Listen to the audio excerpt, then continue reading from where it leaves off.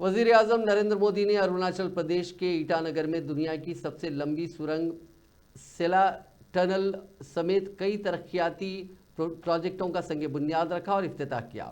यहां तरक्की याफ्ता हिंदुस्तान तरक्की याफ्ता शुमाल मशरिक प्रोग्राम में पीएम मोदी ने कहा कि पूरे शुमाल मशरिक में तरक्याती काम 4 गुना तेजी से चल रहे हैं। एक तरक्की याफ्ता रियासत से तरक्की याफ्ता हिंदुस्तान का कौमी जश्न पूरे मुल्क में तेज रफ्तारी से जारी है। आज मुझे तरक्की याफ्ता शुमाल मशरिक के जश्न में शुमाल मशरिक की तमाम रियासतों के साथ मिलकर हिस्सा लेने का मौका मिला है।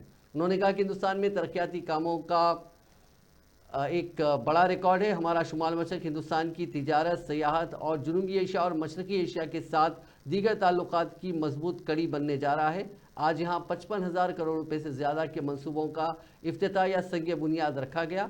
आज अरुणाचल प्रदेश के 35,000 गरीब खानदानों को उनके मुस्तकिल मकान मिल गए।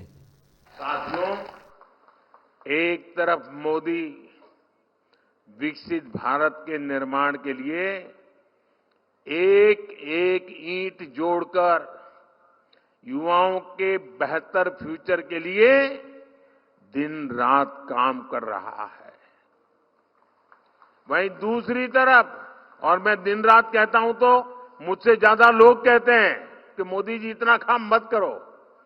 आज ही मैं अरुणाचल प्रदेश, आसाम, बंगाल और उत्तर प्रदेश 4 राज्य में कार्यक्रम करने वाला हूं एक दिन में।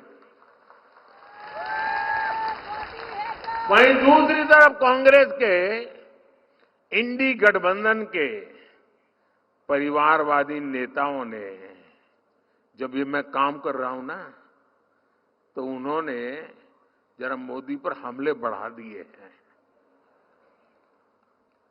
और आजकल लोग पूछ रहे हैं कि मोदी का परिवार कौन है, कौन है मोदी का परिवार, कौन है मोदी का परिवार, कौन है मोदी का परिवार।